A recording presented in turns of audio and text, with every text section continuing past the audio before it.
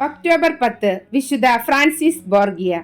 ലൗകിക ആവശ്യങ്ങളിൽ നിന്ന് ഒരുവൻ എത്രയ്ക്കകന്നിരിക്കുന്നുവോ അത്രയ്ക്ക് ദൈവത്തോട് സമീപിക്കുന്നു. വിശുദ്ധ ഫ്രാൻസിസ് ബോർഗിയ 1510 വലൻസിയയിലെ ഗാൻഡിയ എന്ന പ്രദേശത്താണ് വിശുദ്ധ ഫ്രാൻസിസ് ബോർഗിയ ജനിച്ചത്. ബാല്യം മുതലേ ക്രൈസ്തവ ഭക്തിയിൽ വളർന്നു വന്നു. പിതാവിന്റെ പാരമ്പര്യമനുസരിച്ച് അദ്ദേഹം പോപ്പ് അലക്സാണ്ടർ ആറാമന്റെ പേരക്കുട്ടിയും മാതാവിന്റെ പാരമ്പര്യമനുസരിച്ച് ഫെർഡിനാൻഡ് ദി കാത്തലിക്കിന്റെ പേരക്കുട്ടിയുമായിരുന്നു. തന്റെ പൂർവികർ ചെയ്ത പാപങ്ങൾക്കുള്ള ഒരു പ്രാശ്ചിത്തമായിരുന്നു അദ്ദേഹത്തിന്റെ വിശുദ്ധി നിറഞ്ഞ ജീവിതം.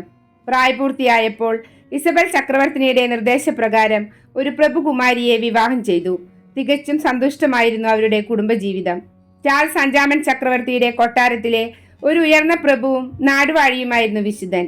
1539 മെയ് 1 സുന്ദരിയായ ഇസബൽ ചക്രവർത്തിനിയുടെ മരണത്തെ തുടർന്ന് അവരുടെ ശരീരം കല്ലറയിൽ വെക്കുന്നതിന് മുമ്പ് മൃതശരീരം പെട്ടി തുറന്ന് പരിശോധിക്കേണ്ട ചുമതല വിശുദ്ധനായിരുന്നു.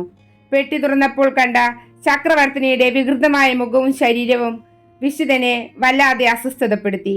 ഇത്രയും സൗന്ദര്യവതിയായിരുന്ന ചക്രവർത്തിനിയിൽ മരണം വരുത്തി തീർത്ത മാറ്റം വിശുദ്ധനെ വല്ലാതെ സങ്കടപ്പെടുത്തി.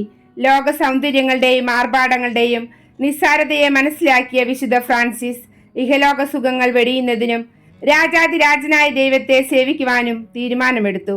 1546 തന്റെ ഭാര്യയുടെ മരണത്തോടെ അദ്ദേഹം ജീസസ് സൊസൈറ്റിയിൽ ചേരുകയും ഭൗതിക സുഖങ്ങളും പദവികളും ഉപേക്ഷിച്ച് ആത്മീയ ജീവിതം നയിക്കാൻ തീരുമാനമെടുക്കുകയും ഈശോ സഭയിൽ ചേർന്ന് പുരോഹിതനാവുകയും ചെയ്തു.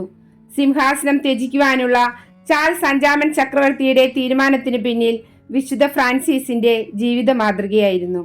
കഠിനമായ അച്ചടക്കവും ആത്മപീഡകളും നിറഞ്ഞ ജീവിതം നയിച്ച വിശുദ്ധ ഫ്രാൻസിസ് സ്വയം വിശേഷിപ്പിച്ചിരുന്നത് ദരിദ്രനായ പാപി എന്നാണ്.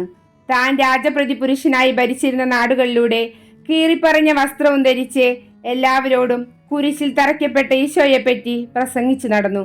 പിന്നീട് വിശുദ്ധന്റെ ആധ്യാത്മിക ചൈതന്യം മനസ്സിലാക്കി അദ്ദേഹത്തെ സഭയുടെ സാർവത്രിക ശ്രേഷ്ഠനായി തെരഞ്ഞെടുത്തു. സ്ഥാനമാനങ്ങൾ കൂടുന്നതനുസരിച്ച് വിശുദ്ധൻ കൂടുതൽ സ്വയം എളിമപ്പെടുത്തിക്കൊണ്ടിരുന്നു. ധാരാളം കോളേജുകൾ സ്ഥാപിക്കുകയും സുവിശേഷ പ്രഘോഷണങ്ങൾ നടത്തുകയും ചെയ്തു.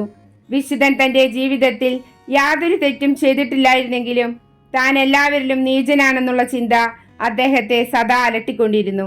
റോമിൽ വെച്ച് വിശുദ്ധ ഫ്രാൻസിസ് മരണമടഞ്ഞു. ഭൂകമ്പ ബാധിതരുടെയും കഠിനമായ മരണത്തെ അഭിമുഖീകരിക്കുന്നവരുടെയും മധ്യസ്ഥനായി അറിയപ്പെടുന്ന വിശുദ്ധൻ അവർക്ക് വേണ്ടി പ്രാർത്ഥിക്കുന്നു.